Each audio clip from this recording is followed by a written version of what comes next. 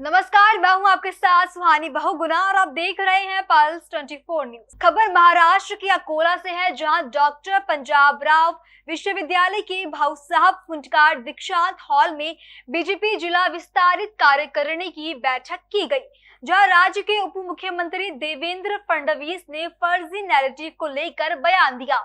उन्होंने अकोला में अपील कर कहा कि राज्य में लोकसभा चुनाव की तरह विपक्ष द्वारा फर्जी कहानी फैलाने की संभावना से इनकार नहीं किया जा सकता और बीजेपी कार्यकर्ताओं को इस फेक नैरेटिव को खोजने के लिए पहले से ही सतर्क और तैयार रहना चाहिए।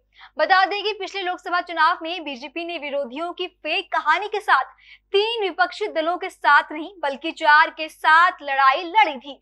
फडणवीस ने कहा कि जनाधार कम नहीं हुआ है, बल्कि बीजेपी को महाविकास अघाड़ी से सिर्फ 3% वोट कम मिले हैं।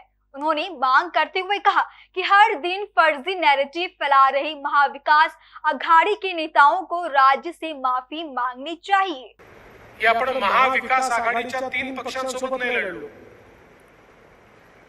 लोकसभेच्या निवडणुकीमध्ये एक चौथा पक्ष होता आणि त्या चौथ्या पक्षाचं नाव होतं फेक नरेटिव्ह।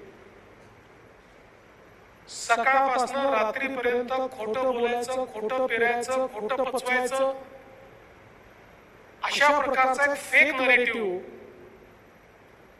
महाराष्ट्रात आणि देशामध्ये तयार करण्यात आला आणि एका दिवसात तयार झाला नाही। एक मोठी इकोसिस्टम याच्याकरता तयार करण्यात आली। 2-3 वर्ष त्याच्यामध्ये घालून ही इकोसिस्टम तयार करण्यात आली आणि या इकोसिस्टमला काही तथाकथित पत्रकार,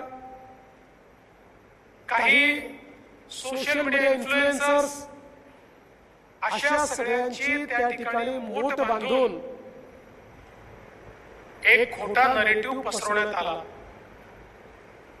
मग एकीकडे अनुसूचित जाती, अनुसूचित जमातीमध्ये आपलं आरक्षण जाणार। भारतीय जनता पार्टी 400 पार आली तर 400 पार आल्यानंतर हे आरक्षण समाप्त करणार, अशा प्रकारचा एक नरेटिव्ह पसरवण्यात आला।